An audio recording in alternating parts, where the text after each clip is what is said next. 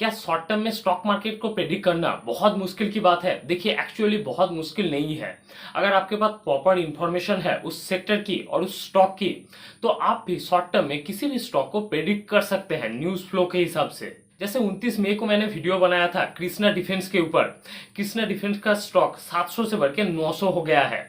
और 12 जून को मैंने वीडियो बनाया था इथेनॉल इंडस्ट्री के त्रिवेणी इंजीनियरिंग के ऊपर, और त्रिवेणी इंजीनियरिंग का स्टॉक भी 380 से बढ़कर 412 हो गया है। क्या बहुत मुश्किल था ये दोनों स्टॉक बढ़ेगा ये प्रेडिक्ट करना? बिल्कुल नहीं, बहुत आसान था। वही मैं आपको इस वीडियो में समझाऊंगा। तो सबसे पहले बात करते हैं कृष्णा डिफेंस को मैंने कैसे ढूंढा था। देखिए, मैं क्वार्टरली रिजल्ट चेक कर रहा था।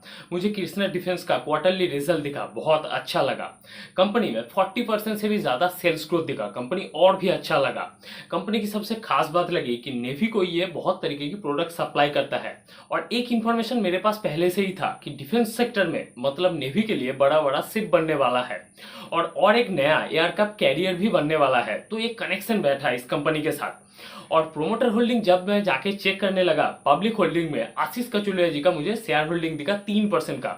मैं समझ गया ये स्टॉक अच्छा करेगा। अब बस एक ही चीज देखना था, वो था कंपनी का मैनेजमेंट देखा, कंपनी अच्छी लगी, समझ में आ गया कि ये स्टॉक अच्छा स्टॉक है और आगे जाके अच्छा करेगा। और आज रिजल्ट आपके सामने है कृष्णा डिफेंस का। दूसरा स्टॉक है त्रिवेणी इंजीनियरिंग। देखिए, इथेनॉल इंडस्ट्री के बारे में मैं इन एंड आउट इंफॉर्मेशन अपने पास रखता हूँ, क्योंकि एक टाइम पर मैं भी त्रिवेणी इंजीनियरिंग का शेयर होल्डर था।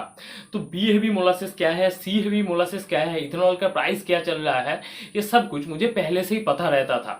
जब मैंने ये न्यूज सुना कि गवर्नमेंट का जो टारगेट था 2032 तक E20 का, वो 2025 में ही कंप्लीट हो जाएगा, तब मुझे समझ में आया कि इथेनॉल इंडस्ट्री में जो ग्रोथ होना था फ्यूचर में, वो ग्रोथ अभी और ज्यादा होगा फ्यूचर में। क्योंकि देखिए, E20 अगर 2025 तक हो जाता है तो उसके बाद E30 आएगा, E40 आएगा। फायदा तो इथेनॉल बनाने वाली कंपनी को ही मिलेगा ना। और त्रिवेणी इंजीनियरिंग की अगर बात करूं तो इस कंपनी में 3 सेक्टर में अपना बिजनेस करता है, और तीनों सेक्टर से कंपनी को ग्रोथ मिल रहा है। ये इन्फॉर्मेशन तो मेरे पास पहले से ही था, क्योंकि मैं इस कंपनी का इन्वेस्टर था। तो इसीलिए मैंने प्रेडिक्ट किया था कि त्रिवेणी इंजीनियरिंग का स्टॉक आगे जाके अच्छा करेगा।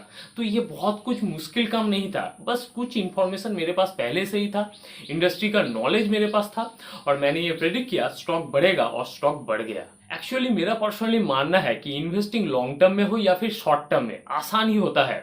हम उसे कॉम्प्लिकेटेड कर देते हैं क्योंकि हमारे पास प्रॉपर इंफॉर्मेशन नहीं होता है। तो आपके पास अगर प्रॉपर इंफॉर्मेशन होगा तो आप भी प्रेडिक्ट कर सकते हैं कि कौन सा सेक्टर या फिर कौन सा स्टॉक आगे जाके अच्छा परफॉर्म करेगा, जैसा मैंने किया।